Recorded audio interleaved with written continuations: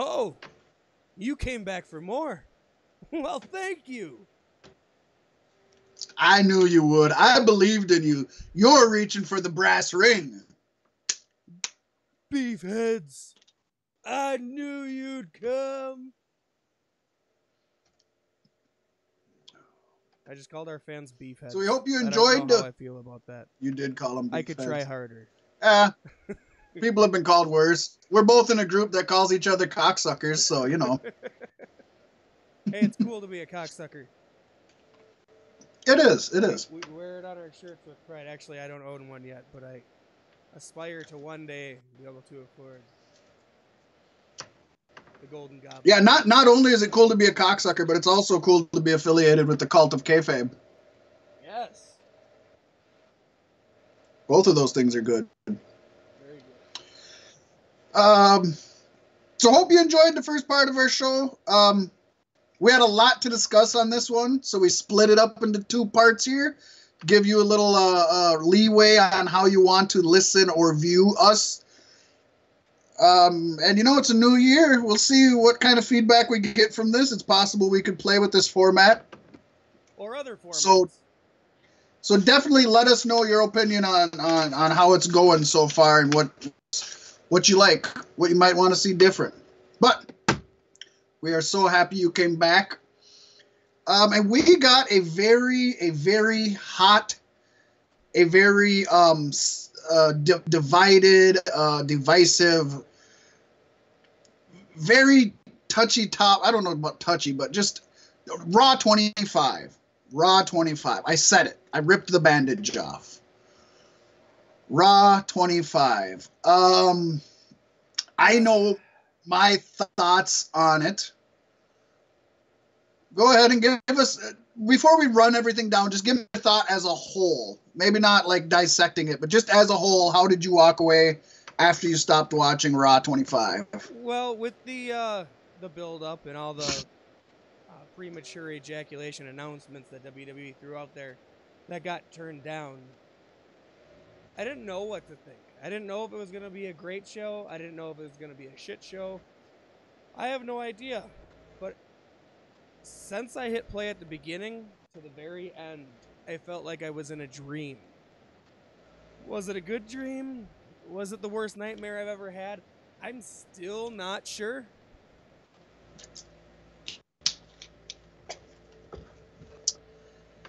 I do have some complaints, but I will get into that a little bit later in this segment. Yeah, we're going to break it down segment by segment, actually. But my overall thoughts, I was very, the word I've been throwing around that just seems to encompass it is underwhelmed. I was extremely underwhelmed. It's easy to be an armchair quarterback and say, you know, this is better, that's better, that's better. But I felt like every segment, almost every segment I watched, I left that segment feeling like immediately being like, I know what would have made this a good segment, and they didn't do that. Again, it's easy for... They've been rewriting the show, and they even rewrote it the day of, like they normally do. Up to 3 hours before it aired, they were rewriting shit. And I think that's more of WWE not nailing shit down more than anything. They were announcing people, allegedly they were announcing people, some of them before they even asked the people. So that's a very Impact Wrestling move, WWE. Don't pull that shit. Yeah, don't do that shit. So I've kind of got this broken down segment by segment, I believe. So we're going to go down segment by segment, although I got all of the backstage stuff all in one spot. And I think we'll do all the backstage stuff. I'll cut that to the end. I just didn't feel like we needed to discuss each and every kind of thing in between there. So it started out at the Barclays. Well, yeah, okay. So if for some reason you didn't know, they did dual locations. They taped part of the show in the Barclays Center in Brooklyn and part of the show in the Manhattan Center in Manhattan. Some people paid $1,000 for their seat. Yeah. from my understanding, the cheapest seats were 400, but that could be wrong. But because that seems high, I'd have to assume. But it's a smaller event. That is where Raw originally aired from. They kept saying that's where the first Raw aired from, which it is where the first Raw aired from. But it's where Raw aired from and the third months. Raw. Yeah, the third. Yeah, months. It aired from Manhattan Center. So I thought they could have pushed that history of it a little more. Right. Not that they needed to, but they just always said the first Raw. Venue owner, I would have been kind of upset. Right. Sell us up a little more. We got you started. And I'm gonna, when I talk about each segment, I'm gonna let you know where it happened, because even though I didn't pay for a ticket, I think that has really influenced me even more after I was done watching it and I've read stuff online and what I've seen. That influenced my opinion of the show, even soured it worse. See, I liked it a lot more, and then I started hearing about that, and then I was like, wait a second. And of course, this is my big complaint, and what a better place now to drop it. More than half of the awesome, funny, best segments weren't even on, and I watched the Hulu version of Raw. I watched them throughout the rest of the week on YouTube. See, I watched the full version, but some of the best stuff was backstage, was WWE.com exclusives that aired on YouTube. So we'll get into it. We'll get into it. It starts off in the Barclays Center. Shane and Stephanie are in the middle of the ring. They thank everybody. And they bring out Vince McMahon, who started it all. There's chants of thank you, Vince, and all of that coming out through the audience. Everybody's giving them all a huge round of applause, huge support. Vince starts out very humble. He's like, no, this is for you, that kind of stuff. And he goes to leave, and then Shane and Stephanie stop him. And they say that they've got a present for him, and they present him with a plaque for 25 years of Raw. And this brings out full Mr. McMahon character. It's so bad. What's this crap? And he's just talking about how shitty it is and how he deserves so much better than a plaque. Classic Mr. McMahon, which of course brings out classic Stone Cold Steve Austin, who, after Vince offers up his own son, Austin stuns Shane, then he stuns Vince, then he stuns Shane again. He does not stun Steph at all. It's PG era. Can't have men hurting women. Right. So that was... yeah. He's done it to Linda McMahon. Right. So that was the segment. Your thoughts on this just segment, Pasty?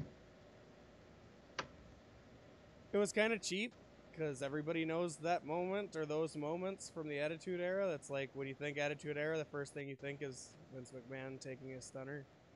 Kind of. And, it was good. I liked it. It was a good way to start the show. Yeah. Albeit a little... I'm not going to lie. It was... The entire show kind of hardcore played on the past. So, it fit. It fit the glove. It was good. Kirsten was all... They could be giving Stone Cold better beer. I'm like, that's what he used to drink on the show. Right. Yeah. I really liked it. I think it was probably the biggest pop of the night. I think it gave people what they wanted to see right away. This is I think this or maybe one other thing. I think this was the best moment of the night, honestly. Probably that I enjoyed the most. Maybe one other thing. But they kind of blew their wad right away. My biggest complaint is they didn't have Stone Cold talk. They didn't have him cut a promo. They didn't have him. You have one of the best talkers in fucking WWE history. He makes Give him a fucking mic. I would have had to pay him more. Yeah, right? So that was kind of... And then, I don't know, it seemed awkward. I don't know if somebody missed... and sing the Moana song. I don't know if they missed a cue or something, but it seemed weird when Vince was kind of leaving before Stone Cold got a chance to stun him or whatnot. And Vince, for like no reason, just kind of stopped and stood there for a little bit, and then he turned around with like a weird look on his face, and it almost seemed like something was supposed to happen to make Vince stop. So I don't know if Stone Cold missed a cue or if somebody in production missed a cue, but like he was leaving and Stone Cold didn't tell him to stop. Nobody told him to stop, and he just stopped and turned around and took a stunner. And it was like, well, that was kind of weird.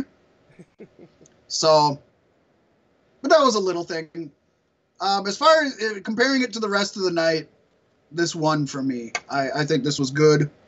I think they gave people what they wanted. Next segment was also at the Barclays Center. And Absolution came out with Nia Jax and Alicia Fox to take on Sasha Banks, Mickie James, Asuka, and Bayley. Paige came out with Absolution. She stayed ringside as like a manager would. They didn't bring anything up about Paige at all. But she was there. The faces won here. Sasha, Mickie, Asuka, Bayley. Sasha Banks put Alicia Fox in a Banks statement, and Banks tapped. Pasty?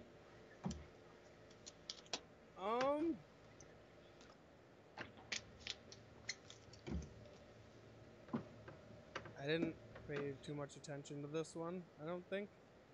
Coming off the Stone Cold thing, to go to a match with too many women wasn't overly enticing to me.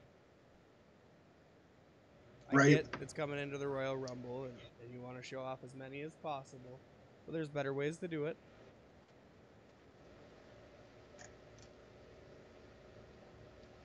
Yeah,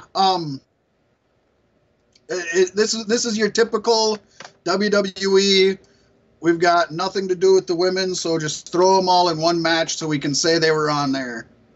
Look at and that was playing nice. What? Yeah. They're teaming with Nia Jax and Alicia Fox. Why? They don't have any history to do that. It seemed very thrown together. Whether there were rewrites going up to it or whatnot, that is very possible. But yeah, very thrown together. Wasn't a great match. I'm glad they had the women on there. I'm glad Paige is coming out with them. That's good. I don't want to see Paige lost with this.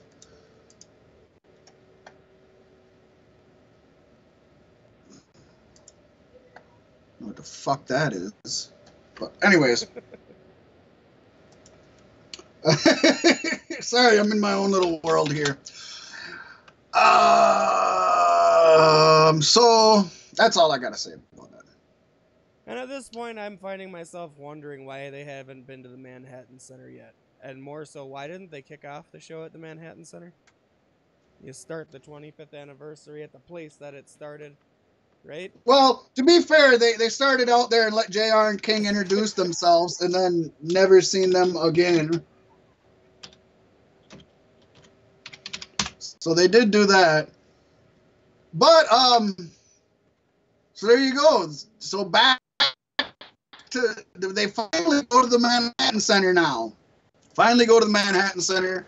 I was going to try to look up more times. I got a little bit of times on here, but I was going to see how long it took them to get to the Manhattan Center. I didn't look that up. But it's been a while now. There's been 2 commercial breaks, I want to say, at least 1 by this point. Get to the Manhattan Center, and The Undertaker comes out. The dead man, the big dog, the Undertaker, the Phenom comes out. And he basically, I'll say a couple quotes, and I'm not summarizing a lot. He didn't say much. He said, "The carnage began on this sacred ground of evil 25 years ago. And I declare for all those who have fallen, it is truly time to rest in peace." I talked a little bit about, some of his championships and this and that, and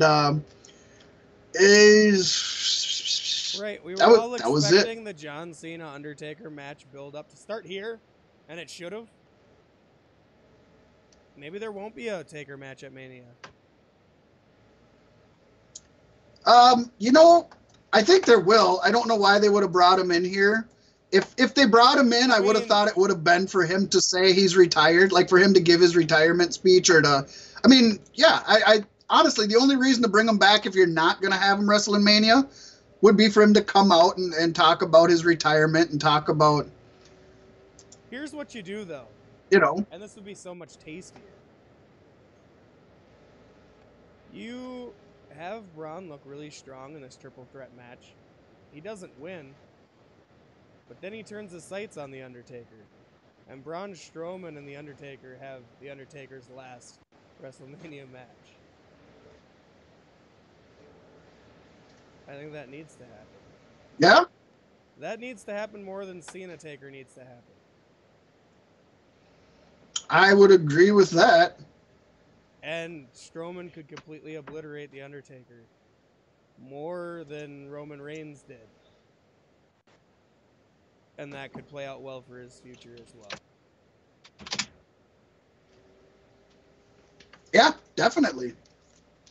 Wasted time with theories. Tasty's favorite game. That's all right, because they wasted time with him coming out in the fucking first place. God, that'd be a good segment, wasting time so, with Tasty. Wasting with pasty. Wasting with pasty.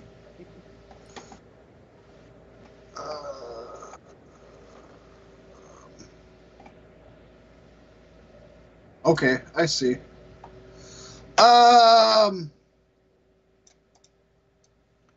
Sorry, folks. I'm trying to edit the show better while I'm doing the show is proving to be more troublesome than it should have been. Because I made it worse for a second, but I think I just made it better. All right. So now that we had 10 minutes of blathering from an old man at the Manhattan Center, keep in mind they have yet to have a fucking match. We're going back to the Barclays Center. Woo! Yeah, Barclays! Cheap seats! Where Roman Reigns defended his Intercontinental title against The Miz. And lost. He lost, yeah. Yep. God damn it. That will happen. Shut up. And I think he'll lose again. That title belongs with the Miz. It's the Miz's title now. And I hope building into Mania versus Lesnar, I'm seeing it more and more. I don't want to. It'll be fun. It'll happen. It'll come and go. No worse than any other disappointing match we've had for the last 3 years. There's been murmurings of Lesnar potentially returning to MMA in some sorts. So if he drops the Universal title to Reigns at Mania, that could be good. And I would like to see them use Reigns as a transitional champion for Joe. I wonder how long his suspension was for.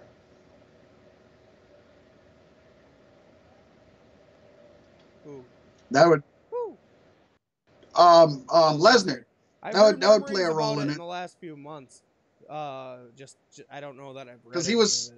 But yeah, remember he was suspended from competing through the Athletic Commission, the Federal Athletic Commission. So. Yeah. Or State Athletic Commission, I should say. Still, I would like to see them do something with Brock Lesnar that doesn't involve a championship.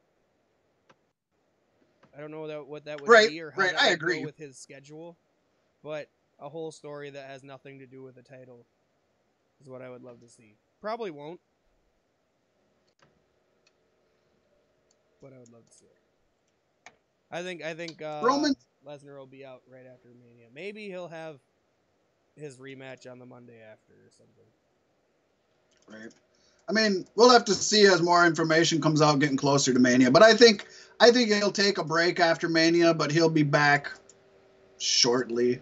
I'd say he takes a few months off, comes back. I think he's re-signing. I don't see him. He's not going to get a better deal anywhere else. He's got it made in WWE. Just fucking made.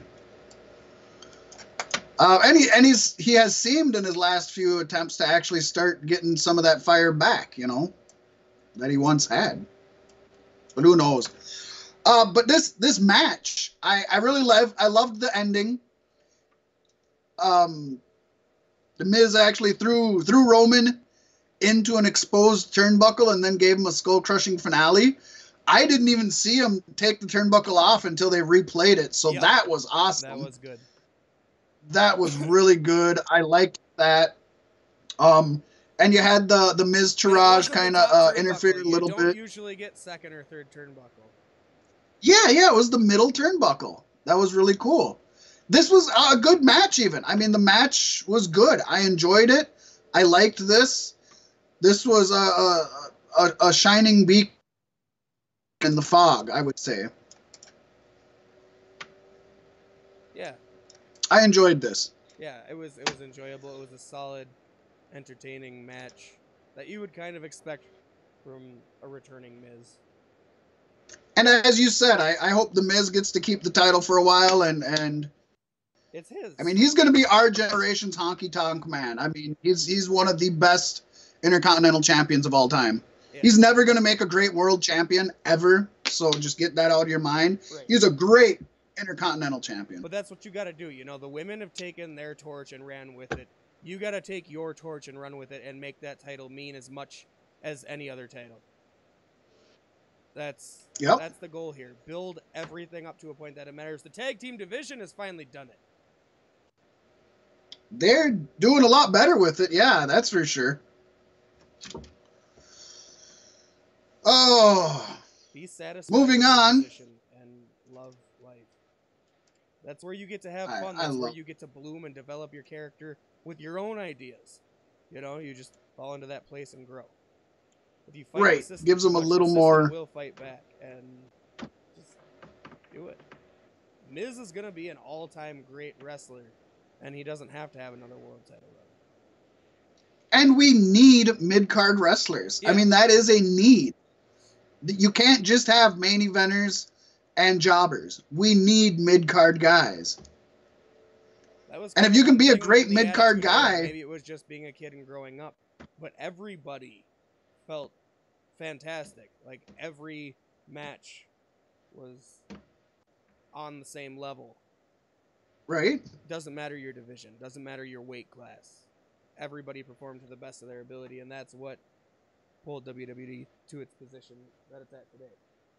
Well, you know, you talk about some of the greatest of all times, and even though these people might not be at the very top of the list, you talk about people like Mr. Perfect Kurt Hennig, Ravishing Rick Rude, Scott Hall or Razor Ramon, you know, Jake the Snake Roberts. These are all guys who never held a world title, ever.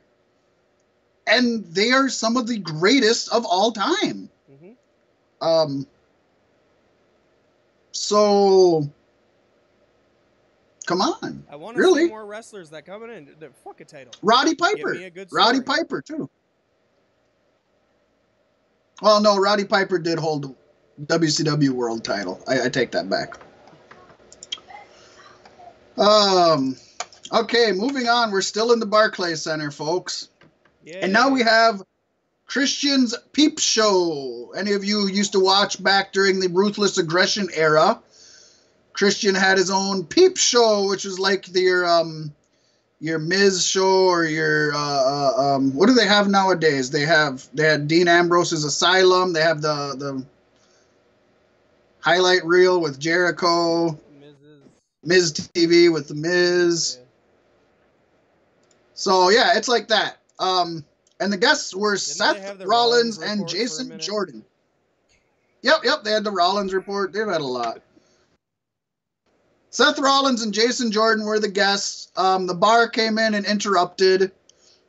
Christian literally introduced Seth and Jason, and then he wasn't even on camera, let alone did he speak any other words, did nothing. Bar came out, and it just kind of set up Seth Rollins, Jason Jordan brawling with the Bar. Yeah. More of the same. Yeah. I didn't get much out of this. I mean, it keeps pushing the bar and the whole Seth and Jason thing, which is good. I mean, as long as you're still building the Seth Jason dynamic story, because that's the story everybody's watching. Nobody cares about the Seth and Jason versus the bar. It's like right. Like Kevin Owens and Sami Zayn versus AJ Styles. Nobody gives a fuck about that part of the story.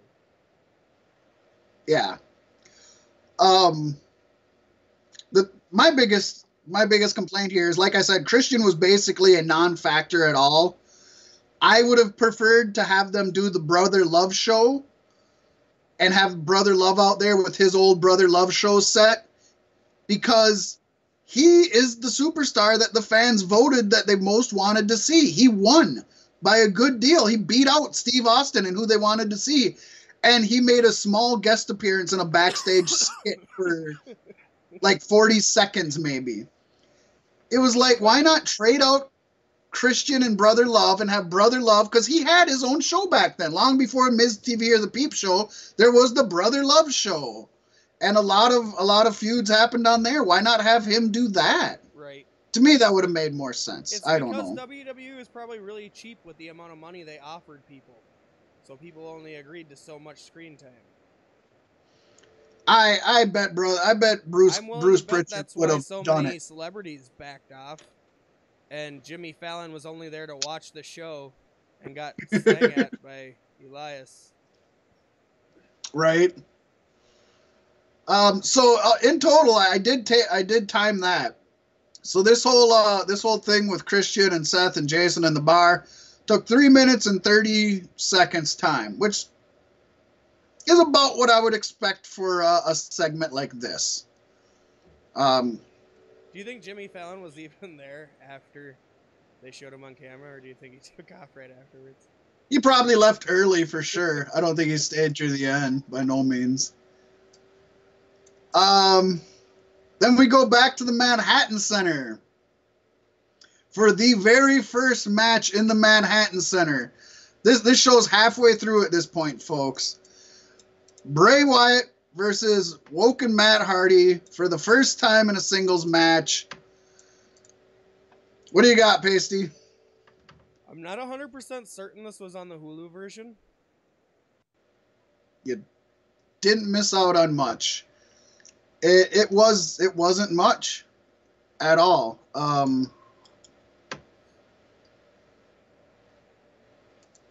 I didn't need it. They should have saved their first encounter for a pay-per-view when they were going to do something big with it. I feel. That's just me. But that's what I feel. It's weird too, because Bray Wyatt, Matt's been using more broken terminology in his tweets. He's been saying the word broken a lot more. And so I kind of wonder if this is a dynamic to Bray Wyatt's sister Abigail, is the broken. And if he plays it off as not his main character, WWE can't really own it, you know what I mean? Or if he just says he's going to break people, he's going to leave them broken. Use it in some other context rather than your name. Yeah. I don't know. I'm looking forward to seeing the culmination of this. And rumor has it that we might even be seeing the Hardy compound making a return. He has said Senior Benjamin and King Maxwell and everybody is, and Vanguard 1. He even said Vanguard 1 is going to be appearing. Now, whether that appears on WWE or whether that appears on YouTube or where it appears, I don't know. But yeah. But Bray Wyatt did win. He kicked out of a side effect to his sister Abigail. It was uneventful at most. It was very short. Pointless. Yeah. Back to the Barclays. Titus Worldwide, which would be Apollo Crews and Titus O'Neil, took on Heath Slater and Rhino. This match was set up in a backstage skit that we'll talk about at the end of this. We'll just talk about all the stuff they threw in just to throw it in. But this match was nothing at all. I mean, what do you expect from Titus Worldwide versus Slater and Rhino? But the Dudley boys did come out in the middle of the match. Everybody jumped out of the ring, but Apollo, Titus, and Rhino all took Heath Slater and threw him into the ring to get destroyed by the Dudleys. Very nice, Rhino, throwing your partner like that. They gave Slater the what's up off the top rope, which I just did a what's up the week before on a show. I didn't know it was coming back. What the hell? I'm fucking trendsetter here.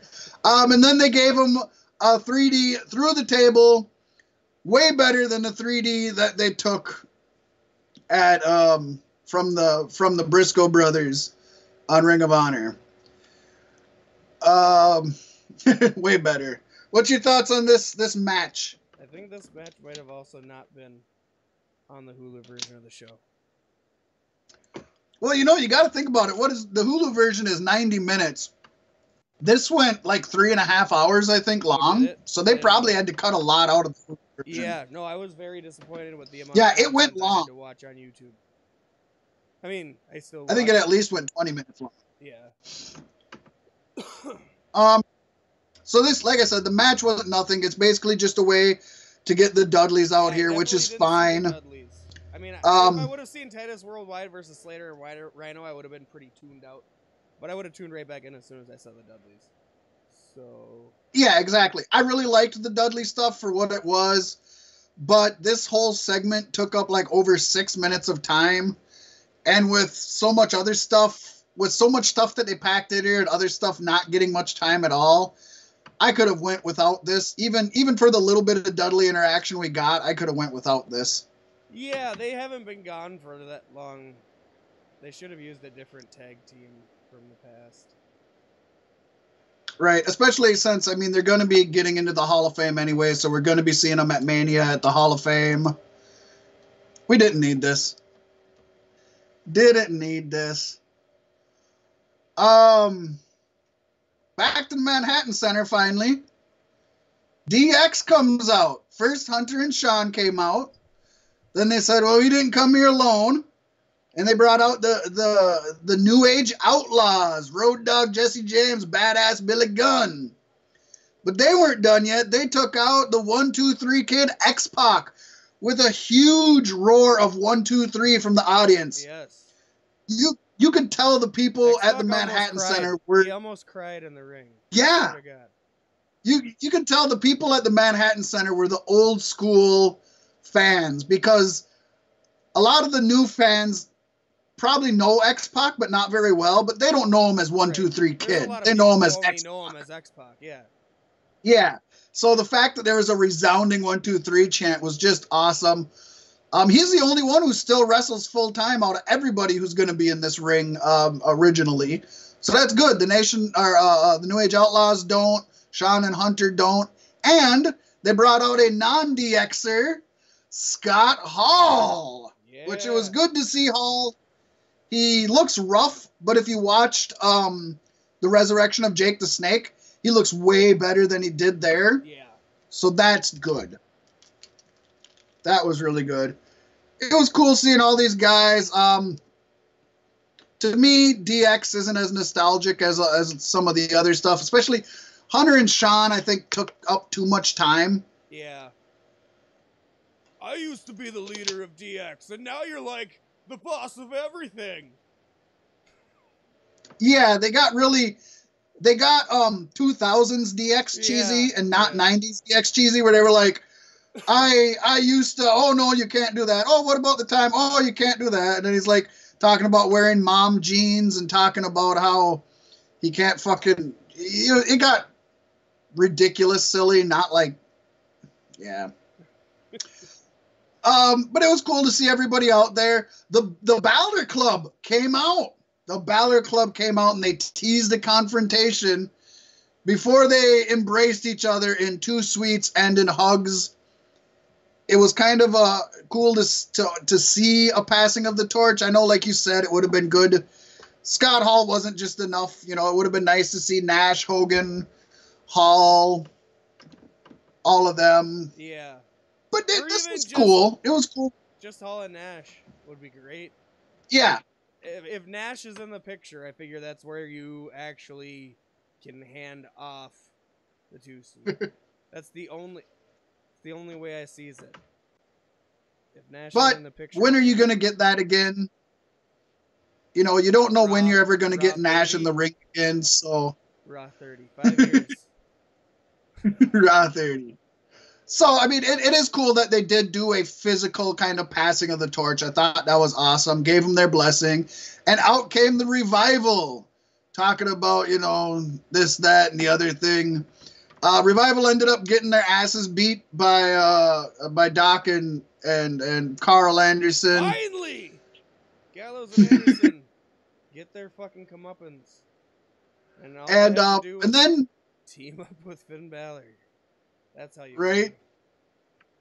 Team up with Finn Balor and DX.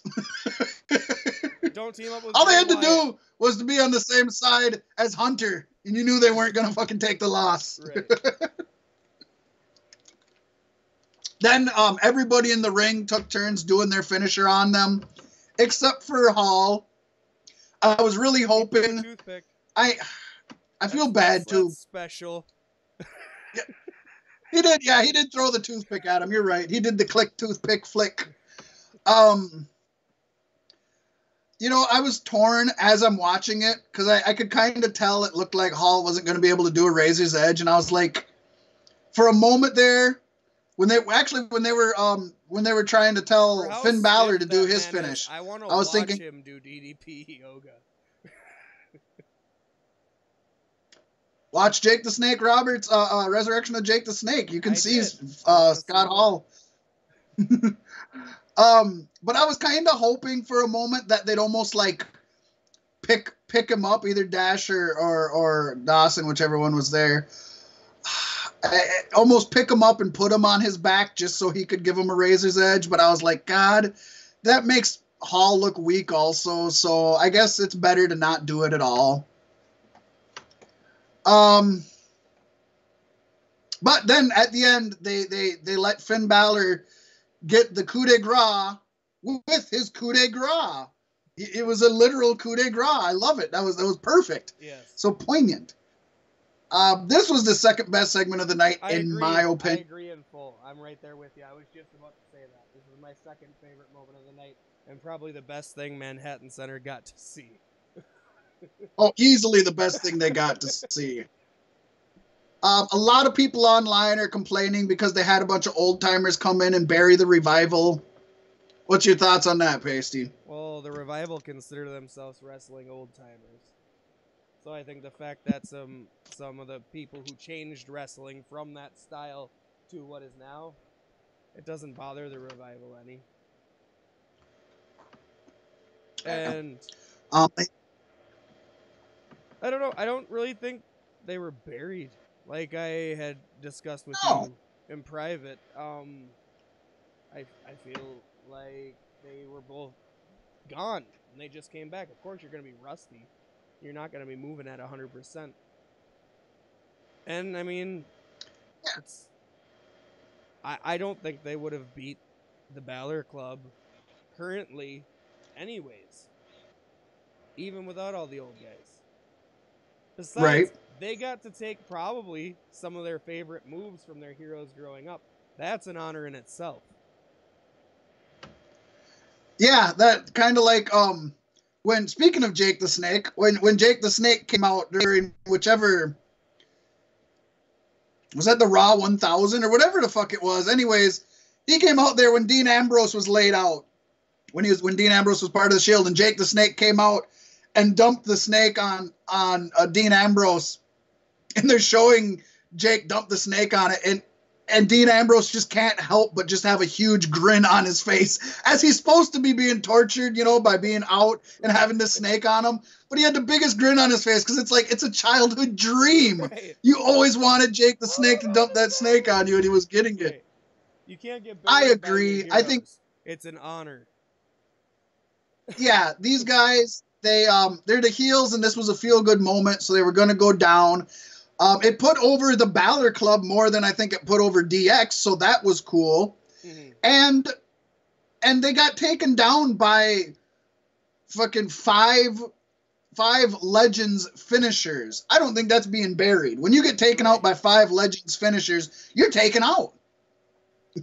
That's the bottom line. That's just that's a respectable loss. It would have been really funny to see not with Good no stuff. music. I'm glad the Barclays Center got done. Stone Cold comes out, hits him with a stunner, and then just walks out of the ring again. So he's at both places. That'd be cool. It didn't happen. Right? Folks. It didn't happen. It did not. And we went back to the Barclays Center to finish out the night.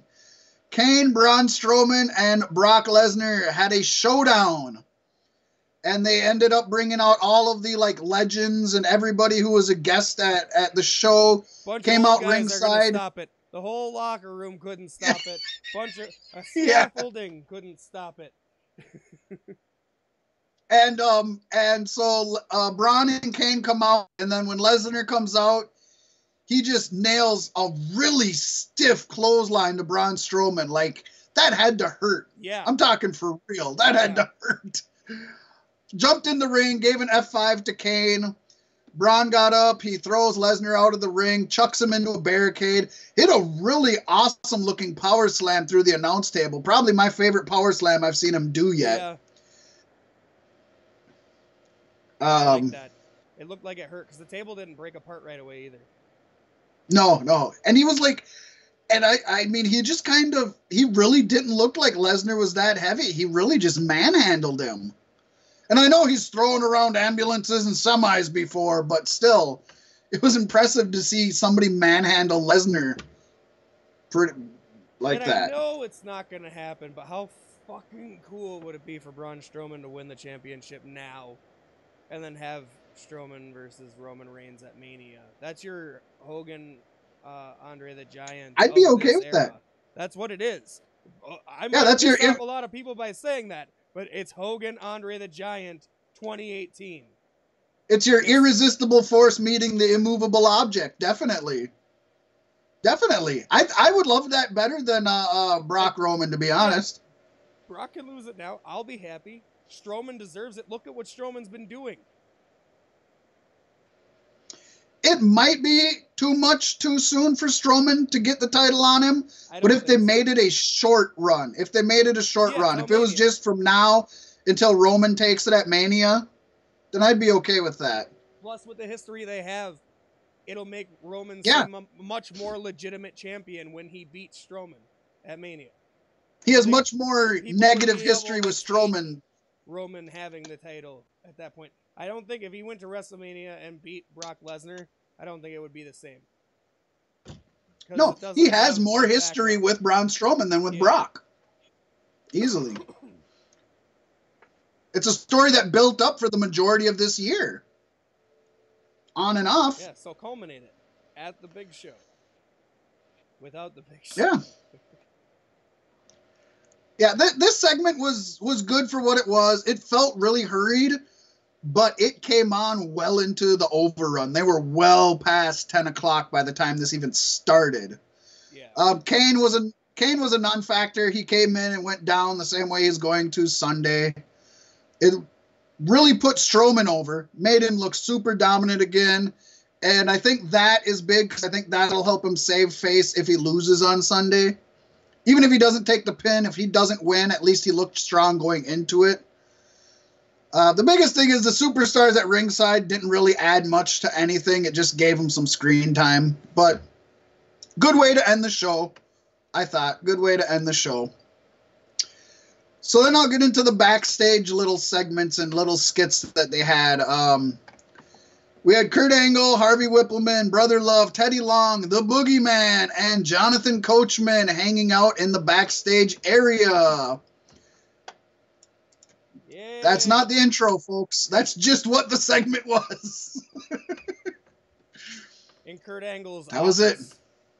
Come in! That was yelled 9 times. And I think Boogeyman had more screen time than any legend on Raw, at least between the internet and the show. Then next we go backstage. Now this, I'm going to tell you the whole thing. Jonathan Coachman, and god damn it, why can't he come back and be general manager at 205 Live. I love me Right? some Coach. I The love me coach. some The Coach. coach. Or I'd be fucking down with the coach. when this Jason Jordan, Seth Rollins thing finally boils over, have him be Jason Jordan's real father. No, I'm kidding. Oh my God. Manager. Hasn't Jordan had enough Manager. dads already? He's had enough dads. Let him lie. He's had enough dads. No, manager is what I meant. Okay. I slipped that one in there. That'd be funny too. So then we go backstage. This was split up in I think 4 different segments, but I'm just gonna tell it all to you.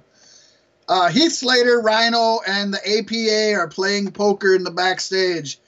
Then Ted DiBiase, Jeff Hardy, MVP, the Usos, Titus O'Neil, Apollo Crews, Dana Brooke, Natalya, and the New Day all joined in along the way throughout 4 segments.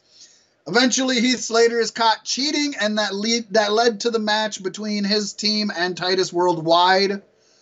Altogether, this took almost 10 minutes. It took a little over 9 minutes for all of these segments. 10 minutes wasted. That could have went to something else. I liked them, and I liked the poker match.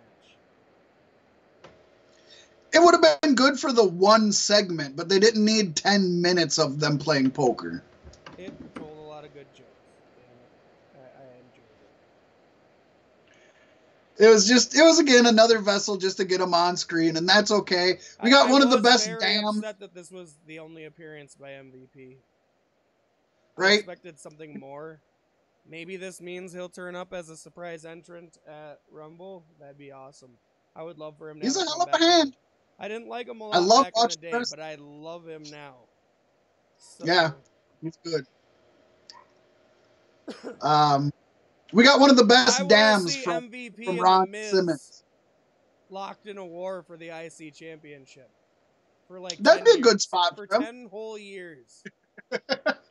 I don't know about 10 years. 10 years of anything gets old, but that would definitely be a good spot for him. For sure. Then just having people like New Day and Natalya in there, I don't get the point of that either. They didn't have anything for him to do, I guess. I don't know. So, okay. Then they had a little segment where they paraded out all the past GMs, brought them out like show ponies. And just hold on, just hold on. I gotta go back. Just wait. Fine. What?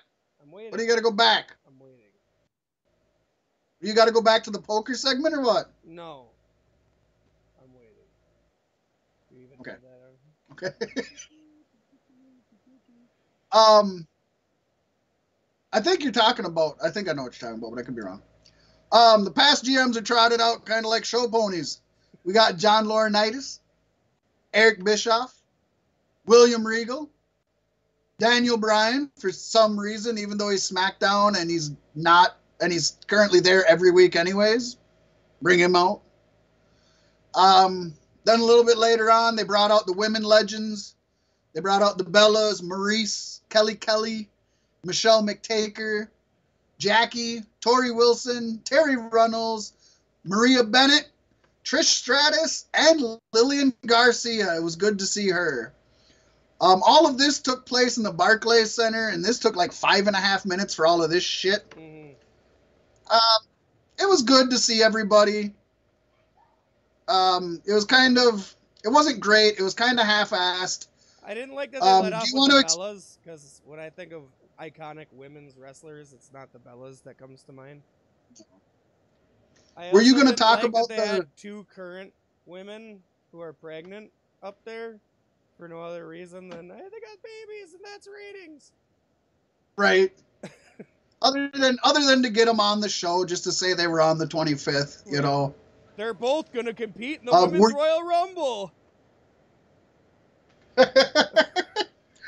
Were you going to say something about the general managers then? Is that what you were going to talk about? No. That segment? When New Day came out on Raw. Yeah, when New Day came out, they were handing out pancakes. And they handed it to a guy who took a bite, didn't like a taste, tried to feed it to Kofi, and then threw it at him. I watched it happen. It was funny. He tried to get Kofi to eat it first, and Kofi wouldn't eat it. Right. I guess what I thought you were gonna say, which was what I was leading up to. Like I said, this just seemed kind of just thrown out there and kind of like they just chucked it out there. Apparently, this is what Jimmy Fallon was supposed to be doing. He was going to have a segment, and then he was going to talk and bring the general managers out, and I believe he was going to bring the women out. But Jimmy Fallon, as Pacey said earlier, showed up late and wasn't able. What I had heard was he was supposed to be there earlier in the morning to record pre-tapes, and he wasn't able to be there in the morning. That was the GM. That was supposed to be the GMs and the women's legends that he was supposed to do, and he showed up late. But yeah, it was going to be a pre-tape segments. So they didn't have those, so they ended up just trotting them out on the runway like they would like the Hall of Fame or something. So I'm assuming whatever they would have done, they had plans for, I'm hoping was better than that. I was hoping it wasn't just Jimmy Fallon leading them out to stand out on a stage. So, I mean, part of that you can blame on Jimmy Fallon. That's not very professional of him. But it's not very professional of Triple H to go. Did you watch that lip sync battle? Yeah, that was like the least funny lip sync. You know, it was never spoken of before being on live TV. That he's like, let's spice this up a bit. If we win, and it was already picked for them to win, you're gonna be on the Raw 25 show. Because Jimmy Fallon was not. He seemed a little taken aback. He was. Yeah, he didn't look like. He's like, I'm a very busy man. And then Triple H did the even more dick move, or was it Stephanie? You don't want to disappoint all these fans. It was Stephanie. Yep. Yeah, I agree with you. That was having Triple H prance around a mic stand singing the song from Moana. It was he definitely goaded him in there on live TV.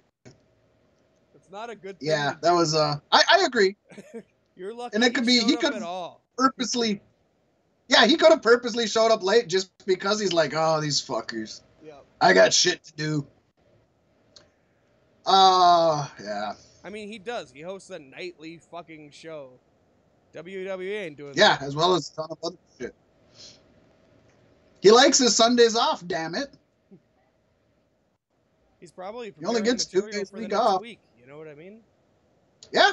And he makes appearances other places and does stuff that's planned.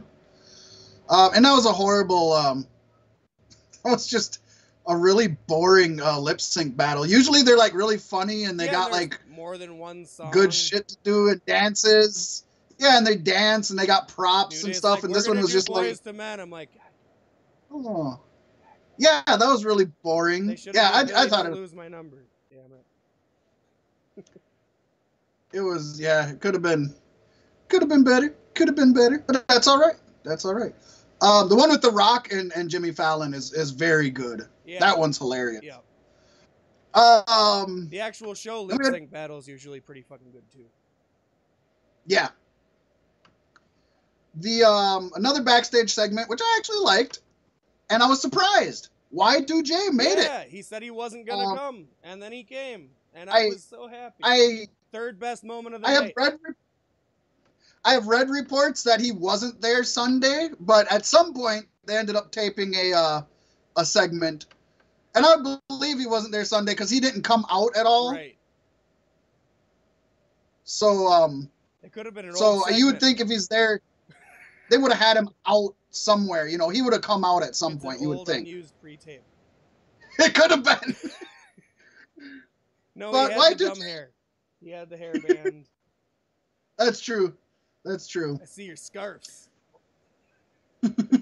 He was backstage with Elias Sampson. And they had a confrontation. And Y2J put Elias Sampson on the list. And like you said, talk bad about his scarves. So Elias Sampson came out to the ring. Made it on the list, did he? To sing. Was the list no. Up? Sad. No, not at all. That's sad. So Elias went to the ring and he told them it took them 25 years to find me, and I have to say They finally got it right. He's getting up there. He starts to sing a song, shitting on Brooklyn, and then Cena interrupts him. The same guitar medley that he used last week. Just saying. That irritated the fuck out of me. It was the same. It was. He's like, I came up with a cool one, guys. And last week I was like, hey, he's actually getting good at guitar now. Yes. And then he did the same thing again, and I'm like, no.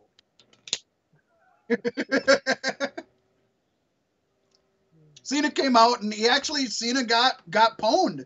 He ended up getting a low blow by Elias. It was kind of cool. Cena put Elias over. It was good to see that Cena was there. Cena should be there. Not in the right context. It's good to see Elias getting a rub. But yeah, definitely good for Elias. This segment seemed a little forced, kind of out of nowhere. But it seems that, this was supposed to be Samoa Joe's spot, and it was supposed to be the Joe-Cena confrontation building up to their WrestleMania match. And with Samoa Joe injured now, they just slapped this together. They're like, well, let's just continue Elias's feud with Cena.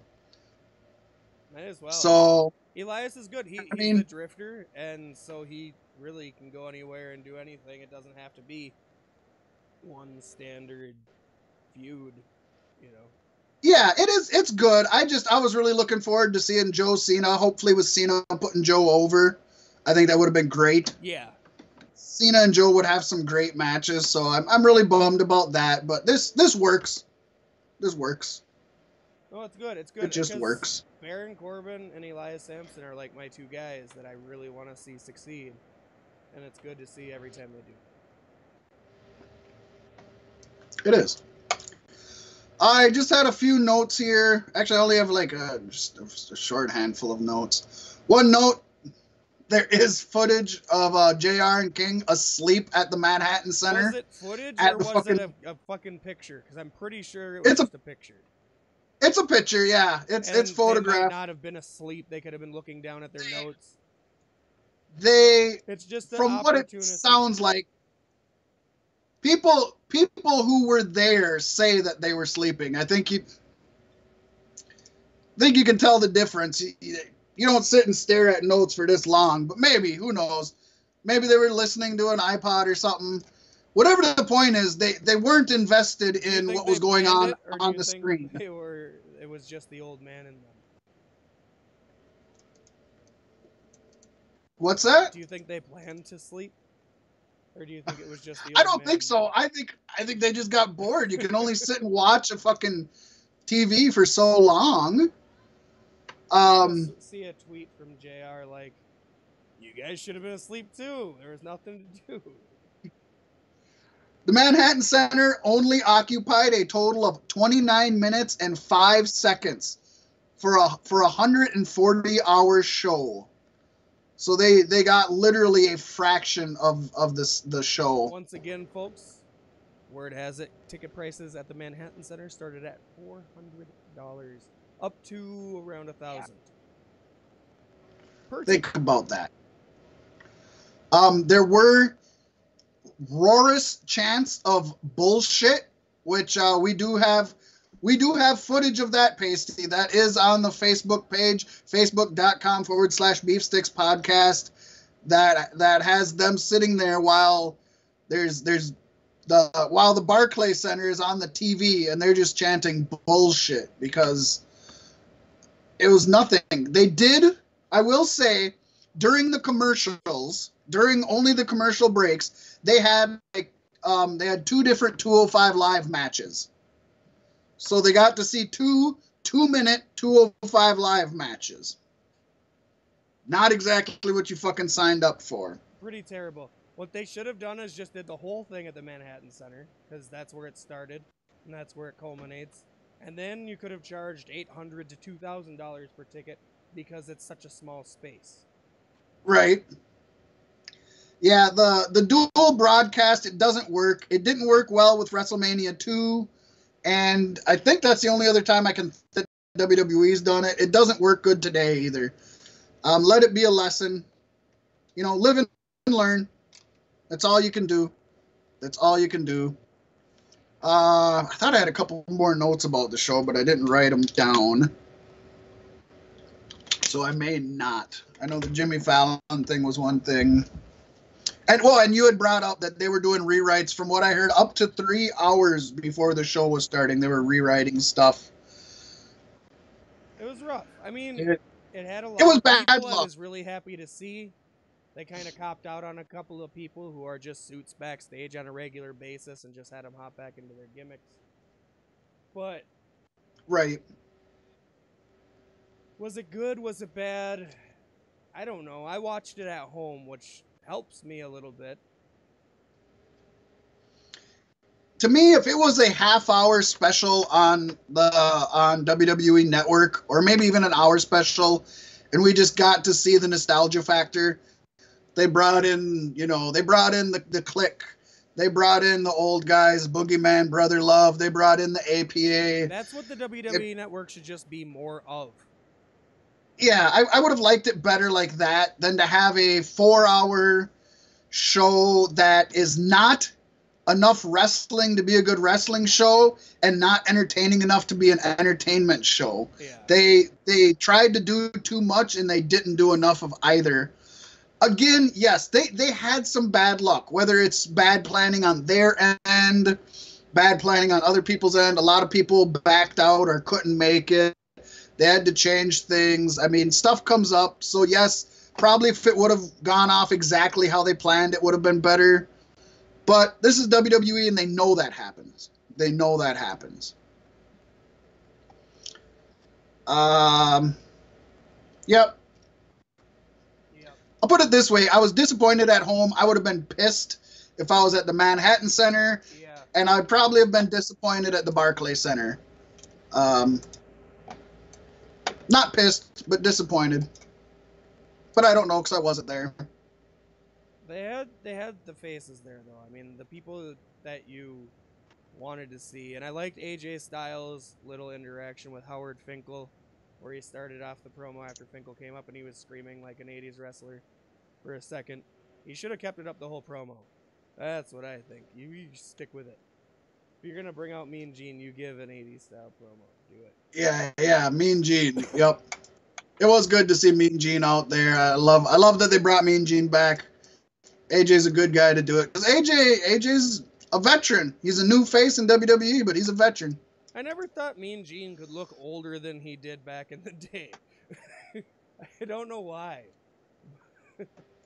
Well, I think it's because he looked the same from like the early 80s to like the late 90s. He looked the exact same. So he spent 20 years looking the exact same. And it's like, then he's gone for a little while, and then all of a sudden he's aged. I remember the same thing with The Undertaker. He ages way more every time you see him. Oh! I'm glad you brought his name up again. What the fuck was up with that outfit? I don't know. Wasn't that an awkward... Do you remember his outfit? The first thing I thought was, that's a really awkward outfit for The Undertaker. It wasn't his dead man gimmick. It was kind of reminiscent to his corporate ministry. Yeah. Kind of clothes, but I was like, what? It really did not... It seemed weird. Like, is this his new attire that he's going to wrestle in Mania? And then he's going to retire it. He's got to kill off everyone. Right? I want to see Mick Foley come back with that kind of run where Reform's got to die off. To be fair, I think probably what happened was after WrestleMania, somebody actually took his shit because they thought he was getting rid of it, and now he just doesn't have it anymore. So, oh, fuck, gotta find an old suit. That one jackass grabbed my fucking apparel. I want the American Badass. I don't know. I thought it was a weird outfit. I don't like Undertaker's talking. There was a lot of... I haven't liked it since he came back as the old school Undertaker. He's so slow and gravelly. And he's trying to catch his breath. I feel like he overdoes it, and I don't like it.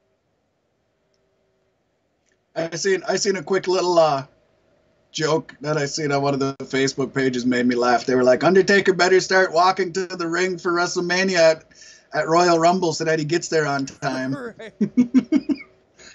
Yeah. Poor guy is not a spring chicken anymore. Right. Not a spring chicken anymore. God. There was a lot of iconic. rumors that he was. No, his entrance is 15 minutes long. Yeah. There was rumors that he was bringing back the American Badass gimmick, and that was that he retired the Dead Man gimmick, but he was going to end his run as like Mark Calloway, which would have been basically the American Badass gimmick. Yeah. You're probably disappointed that didn't happen. I'm glad that didn't happen. I think he retires as Undertaker. Badass. Mostly for the theme song. Yeah. But I can listen to Limp Bizkit whenever I want. And if he came back, he wouldn't have Limp Bizkit as his theme song either. No. Which would ruin it for me about 40%. I've seen a couple rumors. I'm in the same boat as you. Right. I've seen a couple rumors, but they weren't from anything reputable. That Undertaker may have forgotten his lines and kind of rambled, and then either got back to where he was or didn't get to what he was supposed to say. I don't know if that's true or not. The way he was talking, I could see that being the case, but I've just seen a little bit here and there. I followed up on it, and I didn't really see anything to back that up in any way other than, it seems like, yeah. Kind of seems like waste of time, this segment or the Rock with a flamethrower. Rock with a flamethrower. Because people pay a hell of a lot more for WrestleMania than the fucking $1,000 fucking Manhattan tickets. And I love The Undertaker, but I don't get it. After you lost to Brock Lesnar, why do you still come back every year? Are you working on a new streak, buddy? I think it's a pity match because he did stay loyal with them forever, that they just feel they owe it to him, Yeah, but don't you think it's WWE trying to get him to do it and not him saying, yeah, I want to come back?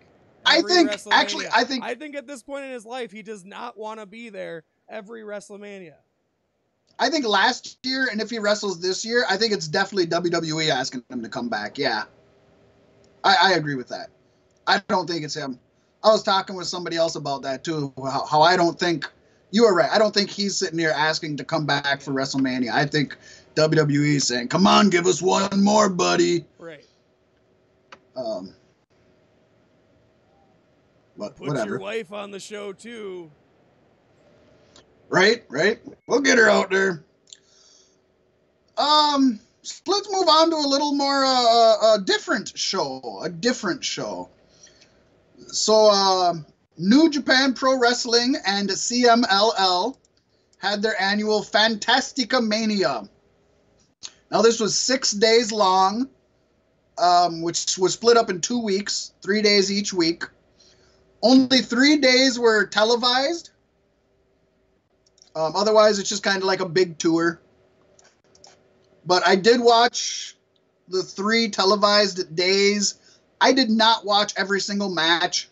I looked at what sounded interesting to me, and then I looked up and seen what other people had a lot of good things to say about. And I watched a good amount of matches. I watched a few hours worth, but I came up with 6 matches that I thought I'd at least touch on. And I think any of these 6 matches, if you want to go out and find them, just throw it in your Google machine. You'll find a link to the video one way or the other. These matches are worth watching if you just want to watch a couple matches. Or if you just want to be entertained by and find out what's going on with the rest of the wrestling world, I'm going to let you know. And if you don't give a shit, then fucking change the channel, I guess. Fast forward to... I'm kidding. I don't know what the fuck time we're going to be done talking about this. I know, right? Just fast forward 10 minutes. If I'm still talking, fast forward another 5. It'll probably be done by then. It's only 6 matches. So this is nice because this has like the New Japan wrestlers and the CMLL wrestlers. It's very similar to the War of Worlds that Ring of Honor and New Japan does, which is also multi-days, as Pasty White found out this past year. So you got to watch what day you're looking at. So the first day, January 19th, the match Los Ingobernables, which was Bushi, Hiromu Takahashi, Rush, and Tetsuya Naito. defeated the team of Dragon Lee, Hirai Kawato, Satoshi Kojima, and Star Jr. Now this was a New Japan versus a CMLL, sort of, because this one actually had a lot of the well, like Rush, of course, on this one, but these 3 shows, it was kind of nice pasty because I got to watch a lot of the Mexican Los Ingobernables wrestle, which you don't see them on Japan. Not the De Japón. There were De Japón ones in here, like Bushi, Takahashi, and Naito. But like Rush is a CMLL guy, badass. Okay. So they're this match club spread as well. Yeah, and like how NWO was NWO Japan and NWO. I got it. And then Wolfpack and the rest. This was a fun match. If you like Ingobernables, it's good. Naito was good. Dragon Lee is an awesome wrestler.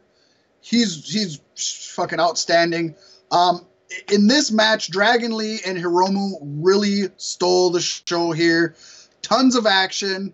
And at the beginning, Naito just goes savage, choking the shit out of Kojima with a shirt and just going completely fucking asshole heel.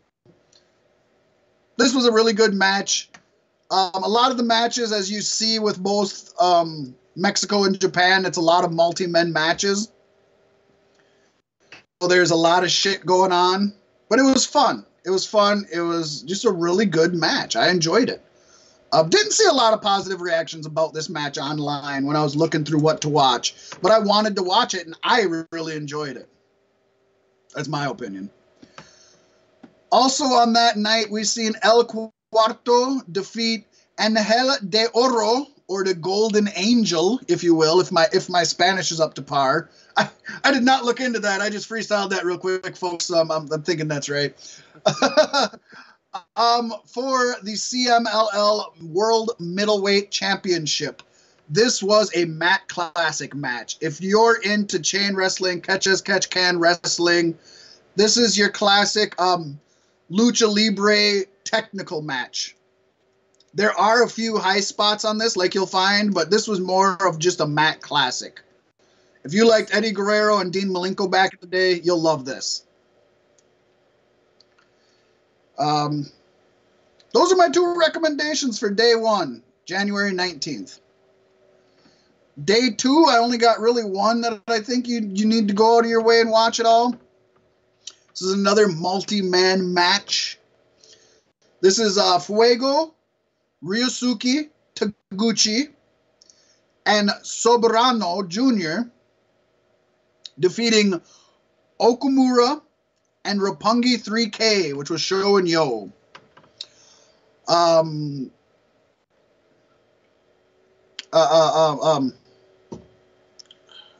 forgot Rocky Romero's name for a second. My bad. Rocky Romero was ringside with them. He came out. I don't know. And Mima Shimoto, he did not. Oh. But Mia Shimoto came out, who is Okumura's valet. This had some pretty good action. It's okay, but this is quite a comedy match. This is something you'll see more in Japan than you will in the United States or in Mexico. It got goofy right to begin with. There was even a point where Taguchi is biting Mima Shimoto's ass, and she ends up turning around and slapping him and getting him in the corner. This was a fun match. If you like goofy, fun matches, this is that. If you're looking for a Matt Classic, if you're looking for high flyers, if you're looking for brawlers, skip this one. But it was funny. Made me laugh. I enjoyed it. I had fun. If you're not into that, day 2, I'd skip completely. I think day 2 was the throwaway match, or day even.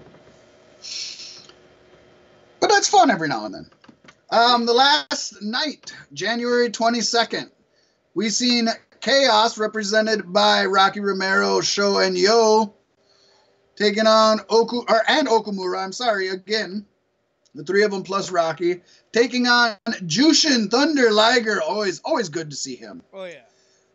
Kushida of Time Splitter fame, Star Jr. and Tiger Mask 4. You got some awesome wrestlers right here. This was another fun match. Again, it's nothing you need to watch. They went out, they had fun.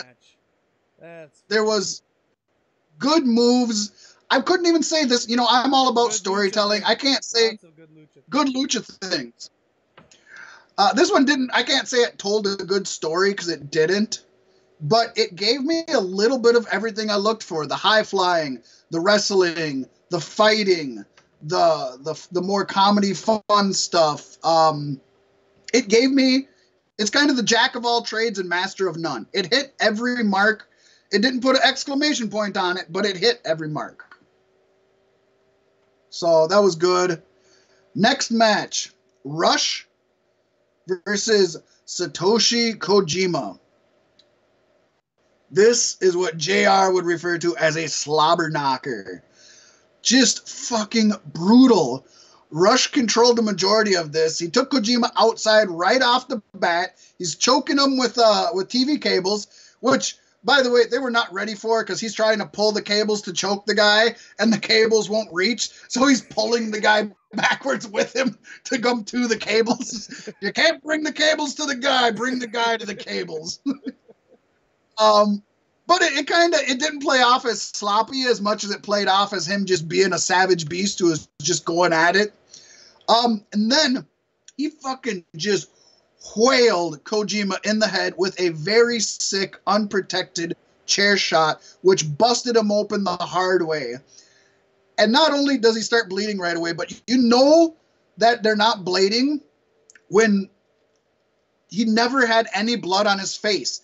It's just the top of his head, and he has dark black hair, but the top of his head just gets that blood red. And every now and then when he's throwing on the ground, you see a pool of blood. But if you're just watching him in the ring, there's no blood, but his head is just coming out, and it's coming down the sides of his head. He didn't blade his forehead to put a crimson mask on. His head just got busted the fuck open. Hell yeah. This is the match you want if you're into that just go all out brawl fucking bullshit. Go at it. Rush ended up winning.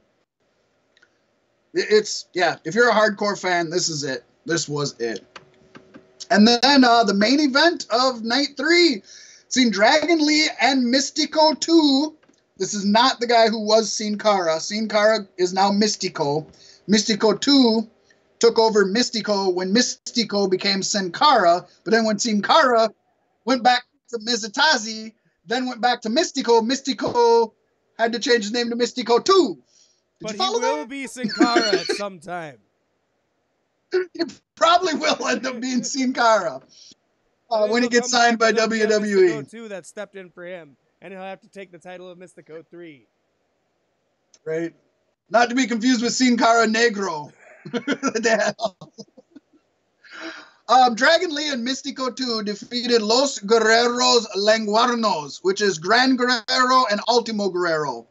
This is your high-flying lucha libre, wild fucking train wreck in the best possible way train wreck. This Mystico is what they wanted from Sin Cara, folks. I have not seen a lot of Mystico 2, and he's super he stole the show on this. Dragon Lee is always awesome. Now, Mystico stole the fuck. Guerreros? I believe these Guerreros are in the Guerrero family, but let's find out. Let's find out how they're related to the Guerreros.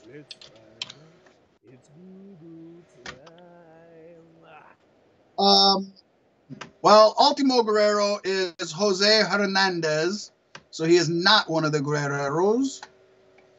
Can I, here we go. Can I skip to? I can't skip to him. So let's go with Gran Guerrero.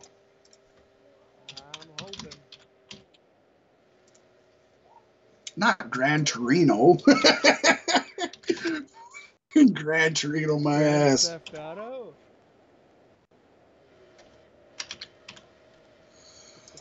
Gran Guerrero.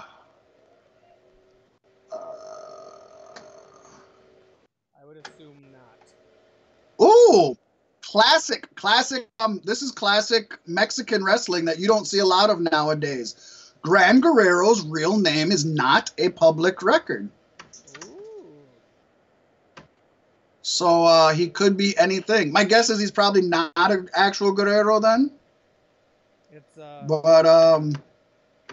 it's Eric Arntz. It says here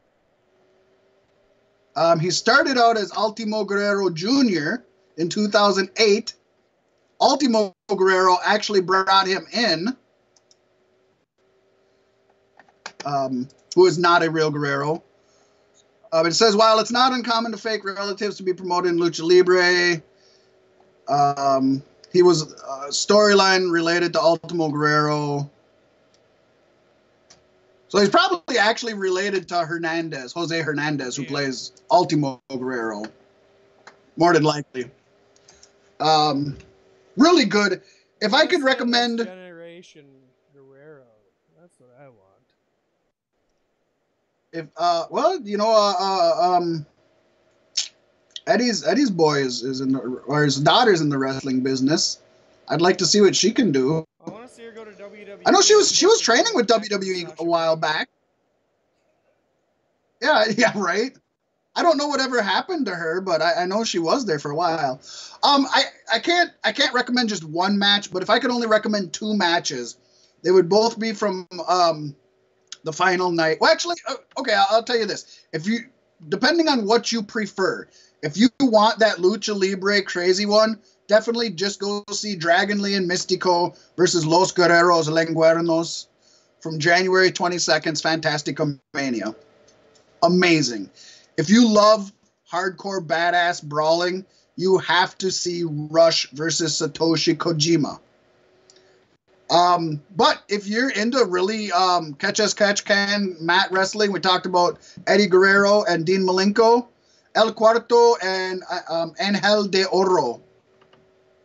Definitely a good match to catch. If I can only recommend one, I'll go with the Dragon Lee, Mystico, and Los Guerreros. All in all, picking and choosing what I was going to watch, I enjoyed myself. If I watched the whole thing of all 3 days, it probably would get rough, especially since I don't know a lot of the CMLL guys. Where I was watching from, there was either Spanish commentary or Mexican or Spanish commentary or Japanese commentary. I'm sorry. I listened to the Japanese one match. I did check out the Mexican commentary, and I used to watch on Univision. I used to watch the old AAA shows, and they always had the Spanish commentary, so I'm used to them. But man, there's something, them Japanese commentators, even when you can't understand them, they just sell matches so good that I watched Japanese commentary for all of it but one match. So, yeah, I strongly recommend it. Strongly recommend at least going out and picking. If you know some of the people, just go and look at the roster and see which matches you think you'd like. You'll never know. You never know what you might discover. God damn, it's getting there on time, isn't it? Yeah, I think we just might as well go into our last segment. Sorry, folks, the beef will not be premiering this week, but you know about it, so we have to do it soon. God damn it. Yeah.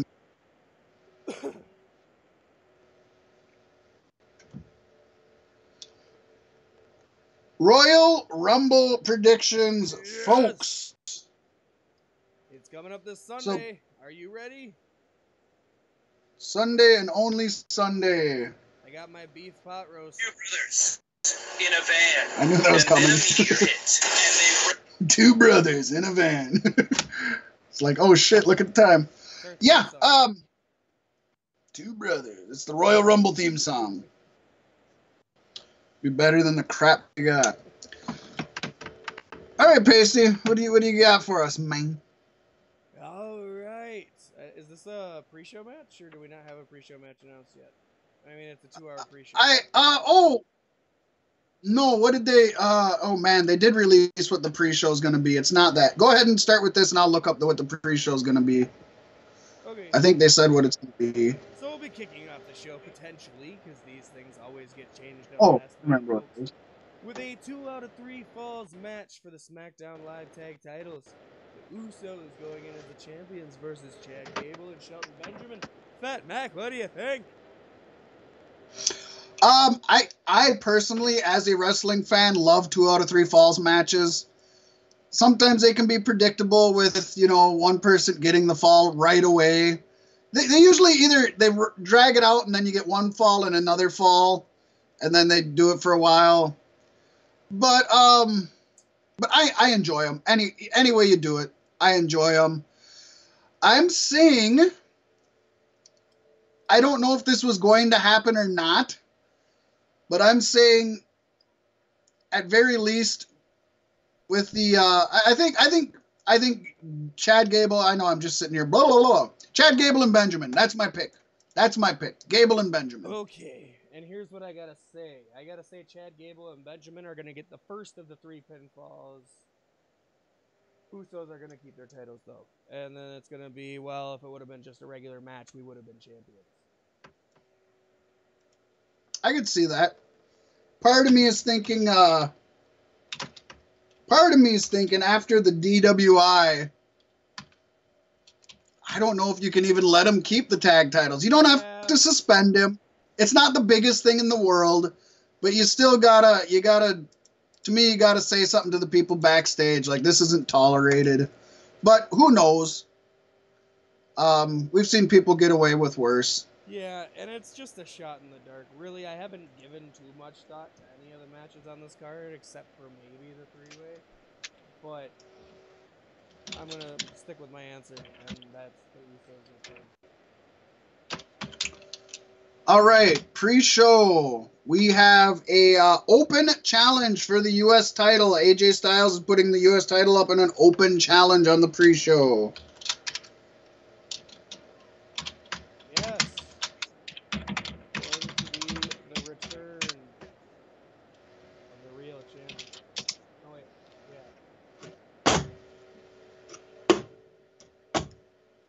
Dolph Ziggler.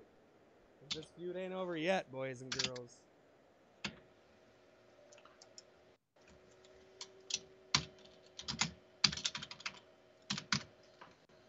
Yeah, okay. So, and then what do you think's going to happen?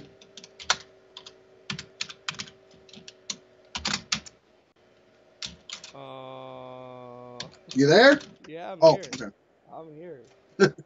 I'm puzzling that one out, because I think Ziggler would have to take it back. What if he does that? What if he keeps giving up the title, and then when somebody gets the title, he takes it back? And then gives it up, somebody else gets it, he takes it back. And then he could be the guy who holds the United States Championship the most times without holding it for a long period of time. That could be his claim to fame for... Oh, shit. Pasty, hold on.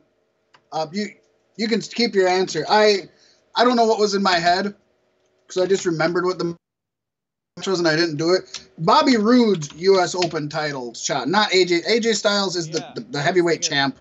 Bobby Roode is the U.S. champ. In my head, I seen Bobby Roode, but I said and wrote down AJ, and I'm sitting here like, wait a second, something's not looking right, and it had me lost. Bobby Roode's Open Challenge. Voila. So you think Ziggler's going to be the guy, and he's going to take it? Yeah.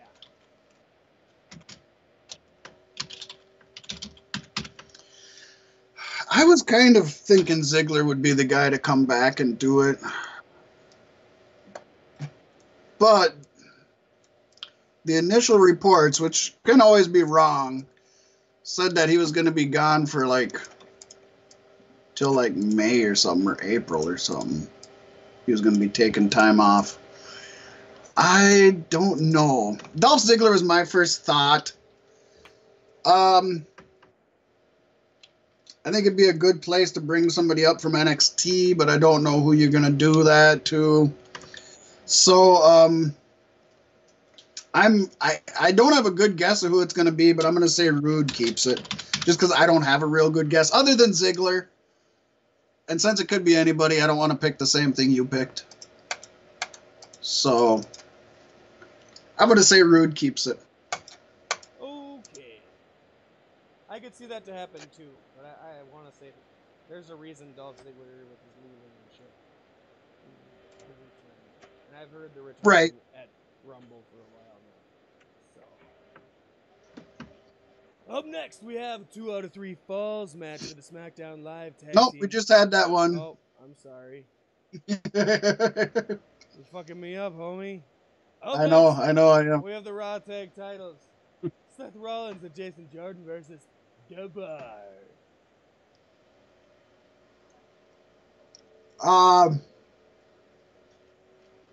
This should be entertaining, I think.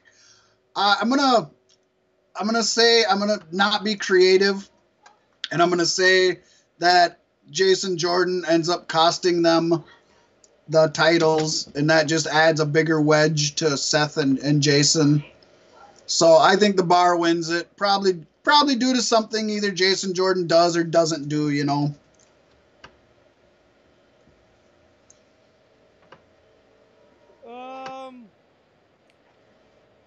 God. Seth Rollins and Jason Jordan retain. That's me. I like to go against you, apparently. Why not? Why now? I think once they lose the titles is when the story fizzles out, and I don't think it's that time yet. Yeah, I don't know if now is where you. Relationship is just beginning. Yeah, I don't know if now is where you pull the trigger on them splitting up, but that's why I said I'm not being too creative here. We all know that's happening. I don't know if now's the place to do it, but I'm gonna take the uncreative route and say yeah. At least it adds a bigger wedge. Whether this is what splits them up, I'm gonna say Bar takes it. Okay. I mean Roman just lost his title too, so the Shield can be losing all their gold. I don't know. I'm sticking with mine. JJ and Sethy boy. Sethy boy, the pipes are calling. Up next, and I don't think this is the right. Oh, maybe it is. I don't believe this is in the right order. But we have. Oh wait. Yeah. Okay. I keep getting lost on the tape, but I still don't feel like this is proper order. Don't be surprised if it's not. Triple threat for the Universal Championship. Brock Lesnar versus Braun Strowman versus Kane, who's going to be out most of the match because he's going to get taken out right away because he's the only guy who's not really a threat, and he's going to be mayor.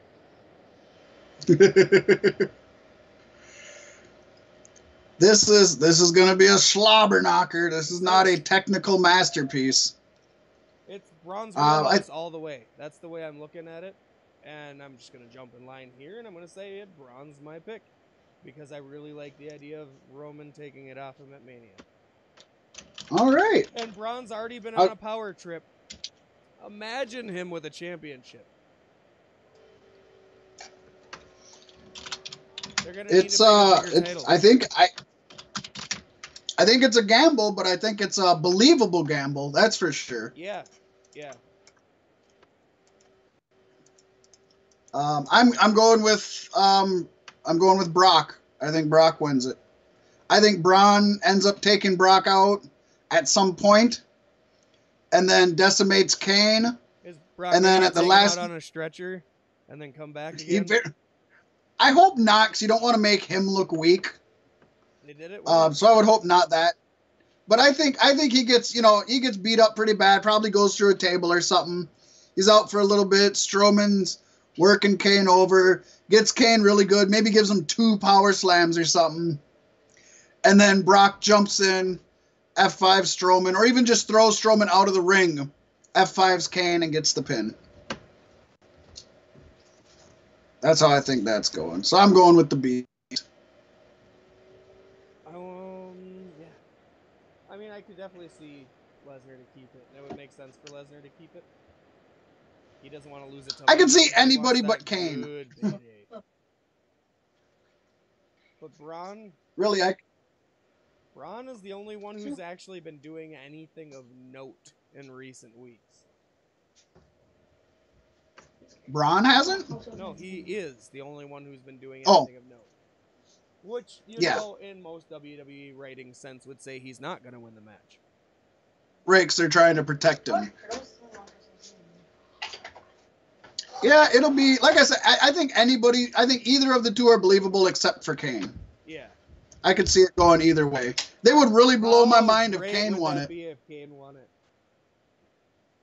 Kane wins it. Undertaker wins the Rumble. Kane, Undertaker, WrestleMania.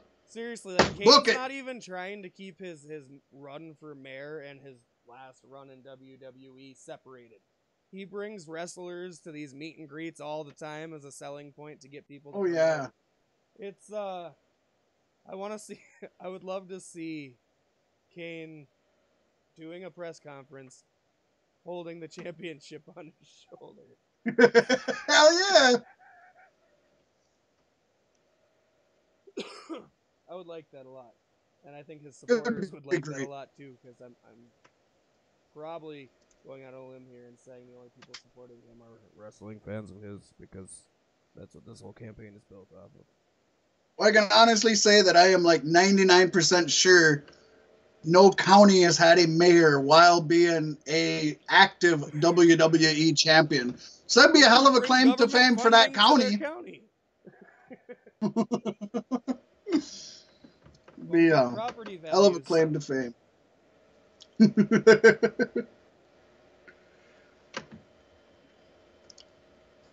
Next we got the clusterfuck match, man. Guess where the next Legends House season's gonna be filmed? Right. Knox County.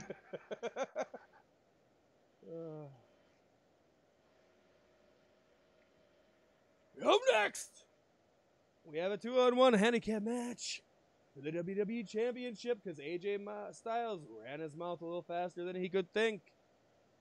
AJ Styles versus Kevin Owens and Sami Zayn, and I know you didn't watch SmackDown this last week. I'm so sad for you, Fat Mac. I'm so sad for you because you have not got to see Sami Zayn shine in WWE until this week. It was brilliant. It was not the best thing ever, but it was really good for Sami. and I like the fact that Kevin allowed him to shine, because Kevin got in the ring with AJ. What happened was AJ Styles, or Kevin Owens and Sami Zayn came out and they goaded him into back-to-back matches. Shane McMahon said if there is any interference in, around, or anywhere in sight of ringside, they will be fired on the spot. Ooh. So it had to be a straight up 2 matches back to back. Kevin gets in the ring with AJ Styles, beats him up for a little while, goes to do a cannonball flip in the corner, fucks it up a little bit, starts selling a leg injury. Immediately after that, calf crusher, tap out. It's over. Yep. Not even 3 minutes, I don't think. In comes Sami Zayn before the next match starts and just starts pounding on AJ Styles, beating his ass. AJ Styles gets some offense, but every time he gets up over Sami Zayn, he goes outside of the ring and attacks Kevin Owens some more. Because he said, you know what, if we're going to do this tonight, I'm going to hurt you. Every time he starts to get the advantage, he goes out, attacks Kevin Owens, gives Sami the time to recuperate. The last time, Sami Zayn hits him with a huluva kick when he comes back into the ring, hits him with the Blue Thunder Bomb. Hits it for the pin, and it was great. Like I said, might not be the best match ever, but it's the best thing in Sami Zayn's career to date in WWE. You're not counting NXT, right? No, I said WWE. Main roster. Yeah, main roster. Yeah, I'll definitely go back and watch those 2 matches. I had a lot on my plate this week, and honestly, If and Raw, of them were allowed to get involved in the other person's matches, I feel like AJ Styles should have been punished for attacking Kevin Owens while he's laying ringside with injury, having the medic. Turnabout's fair. I agree. Yeah, see, Raw 25 left such a sour taste in my mouth. I didn't even once I thought about SmackDown a couple times, but I never once thought about turning it on. My only gripe about that match, too, is at the very end, Kevin Owens gets up, he's in the ring with Sami Zayn, AJ Styles is still laying on the ground. They don't proceed to destroy AJ Styles after the match, which would be totally legal by what Shane McMahon said. The matches are over. It's done. Right? He said during the match. Yeah. So I think they should have closed the show with a beatdown, tearing AJ Styles apart. Would have been a really good lead up to this match at Royal Rumble. Yeah, that's a good way to have your go home into Royal Rumble for your title match. Mm-hmm. For arguably your bigger title match. I mean, I think there's more of a story behind this one than the Universal Championship match. Yeah. And my call for this,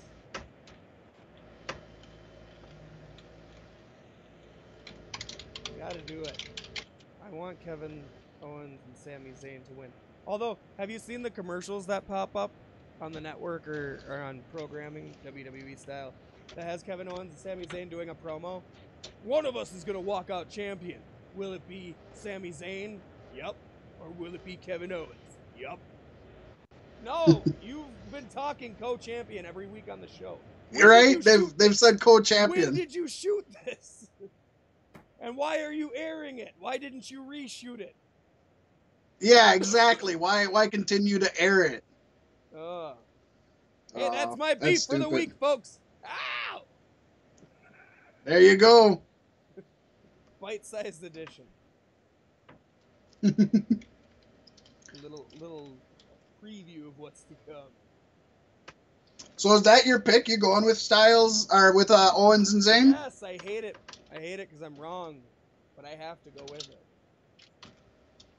Hey, if you're right, it'll be very interesting.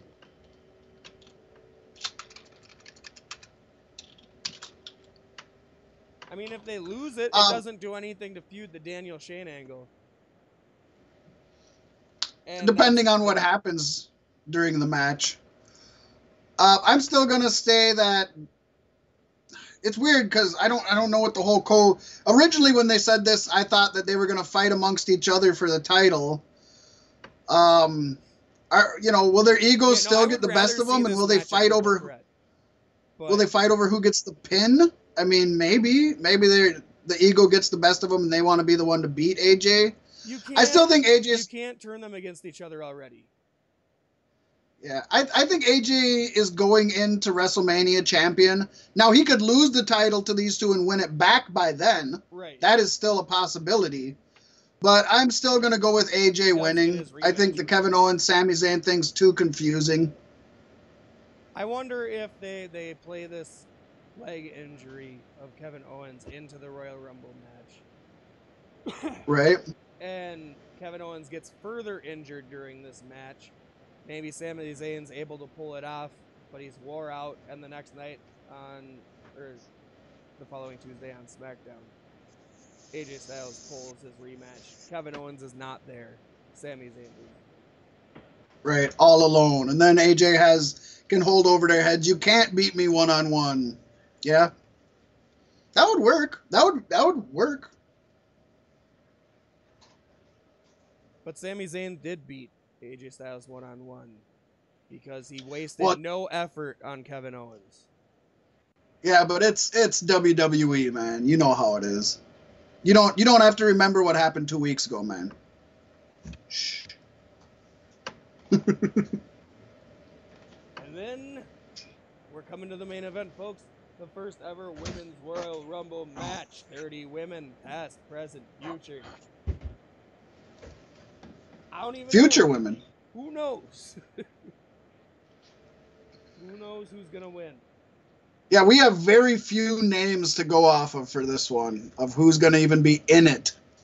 See, let's hear your pick, because I want to talk about that. Well, I don't have a good pick. My original pick was going to be Paige, probably. But,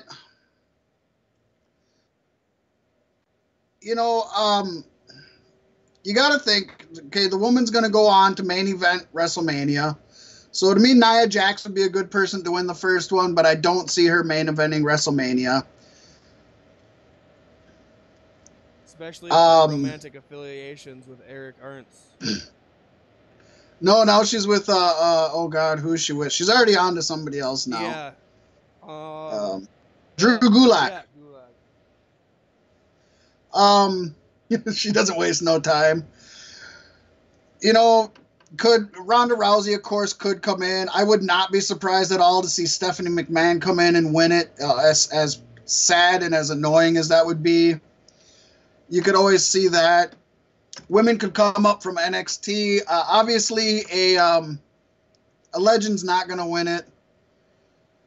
I think Asuka looks strong. I think she kicks ass. I think she's still undefeated, even in a Rumble or even in a Battle Royal. I think she sells tickets at WrestleMania. I really think she does. So I mean, I think it's either Sasha Banks or Asuka, and I'm going with Asuka. And my problem with that is Asuka is easily the obvious pick, which she is discredits that so quickly because the obvious pick rarely ever takes it. Says Randy Orton and Roman Reigns and John Cena. They were the obvious picks those years. Also, Asuka can lose this match and it not count against her streak, so why not? Again, that depends. To WWE's mind, yes. To my mind, no. A loss is a loss is a loss. If you sign up for a match and you lose it, you lost. I personally think that Raw pretty much swept Survivor Series. SmackDown is going to sweep here.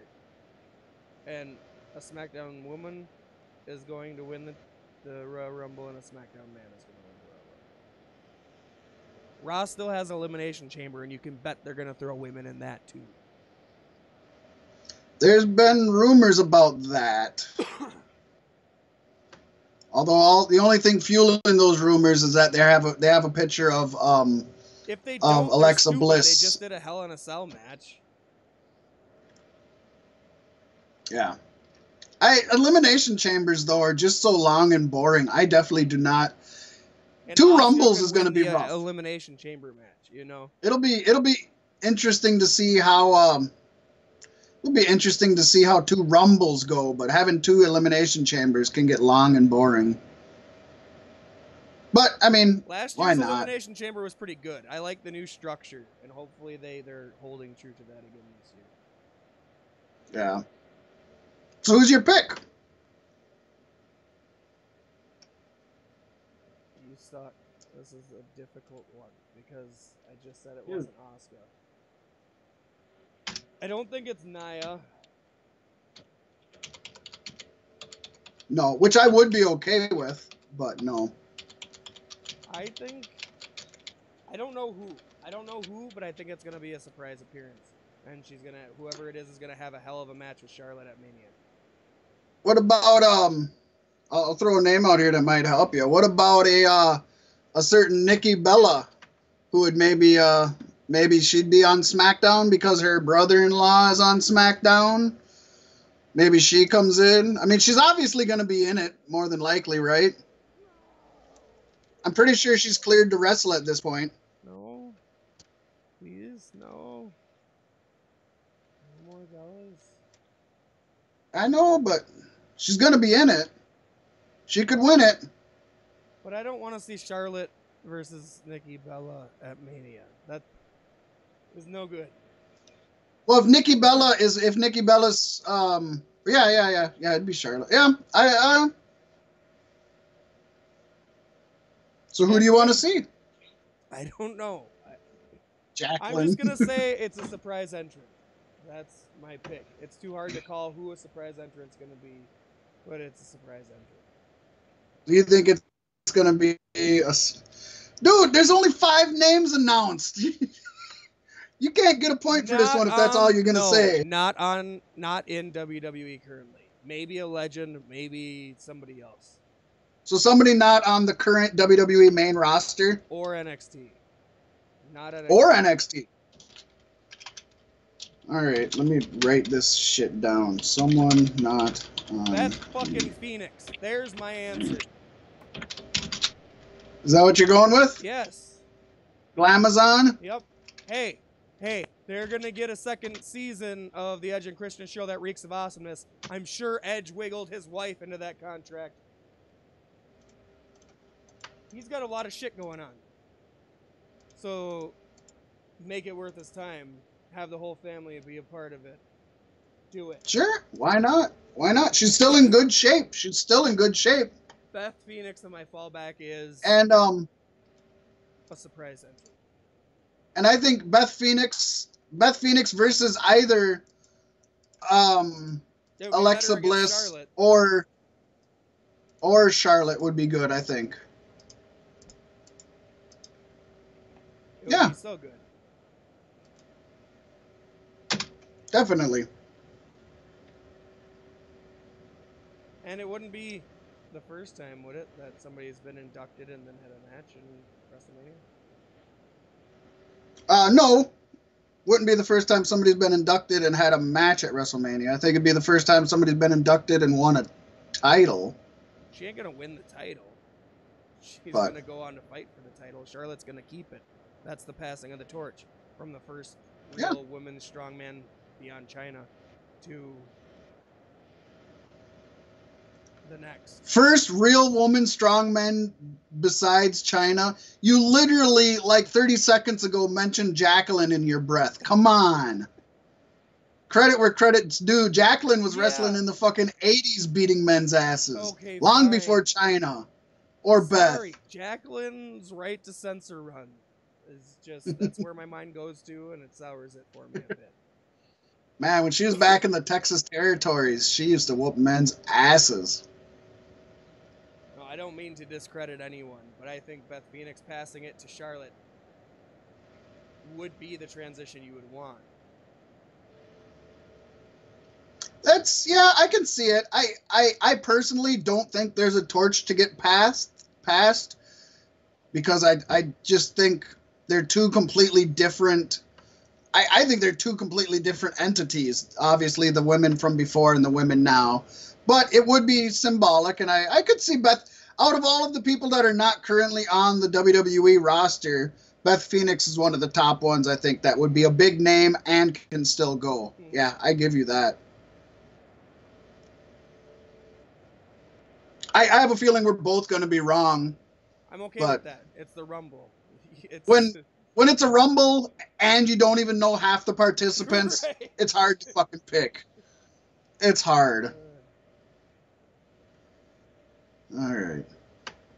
On to the coup de grace. Finn Balor. Yeah, I know. Women's 30-man Royal Rumble match. I don't know here either, man. See, I'm actually stuck on two names. It's going to be a SmackDown name. Once again, because I believe Roman Reigns can get to WrestleMania through the Elimination Chamber. Elimination Chamber, yeah. I would agree. I'm stuck on two names. I got one written down. There's another one that I'm contemplating. What do you got?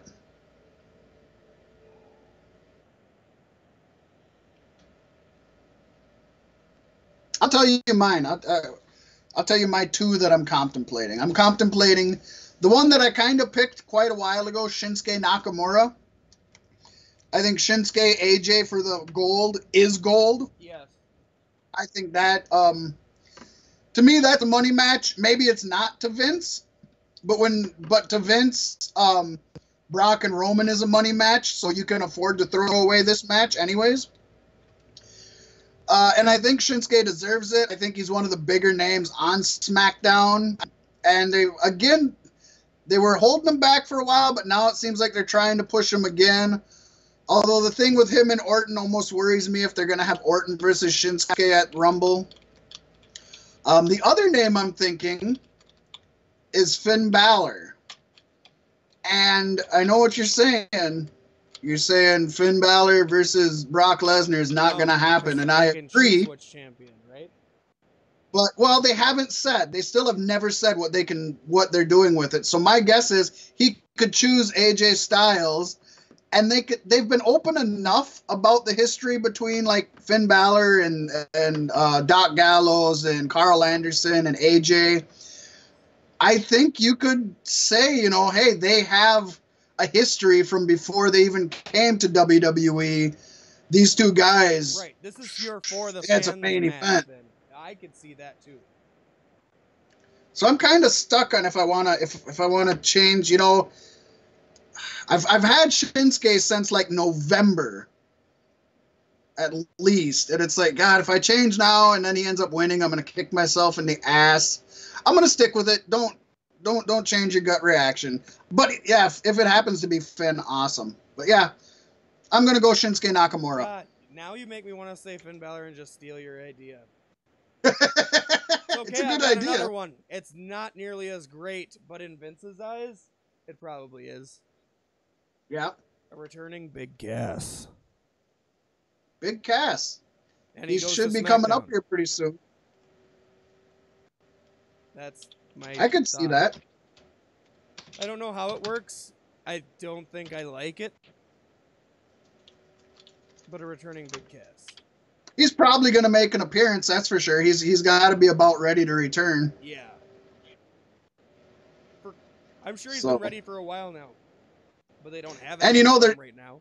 Wait till... Yeah, they obviously can't do anything with Enzo with him. So, I mean, that'd be a good way to give him some kind of storyline to do. He's got the Rumble. He doesn't have to win at WrestleMania, or he could win at WrestleMania. Right, and what better way to make people forget about Enzo's absence than to bring Cass back right now? Yeah. And yeah, he would jump ship to SmackDown and probably reconnect with Carmella storyline-wise for the first time. Why not? NXT.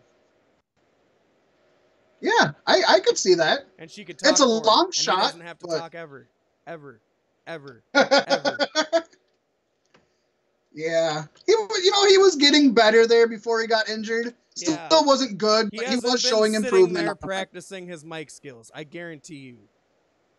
I don't think something's not right in that boy's head. He's a good fighter. He's a big dude.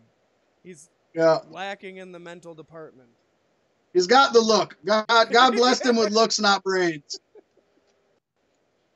You can't get everything. Yeah, that's my big entrant victory. Going to SmackDown. Not going to win at Mania. Might lose his opportunity at Fastlane. That would be good too. Yeah, somehow he gets put up on the line. But now he's on SmackDown. Number one contendership. And a SmackDown is still a place he can flourish. Yeah. Cool. Stage championship? I like it. I can see it. I like it. Well, Pasty, we are just about at 2 hours on our part 2, which was a half hour more than we planned. Bonus material. Remember when I said maybe we can even fit it into 2 hours? Fuck that. Right. We're dropping 2 segments.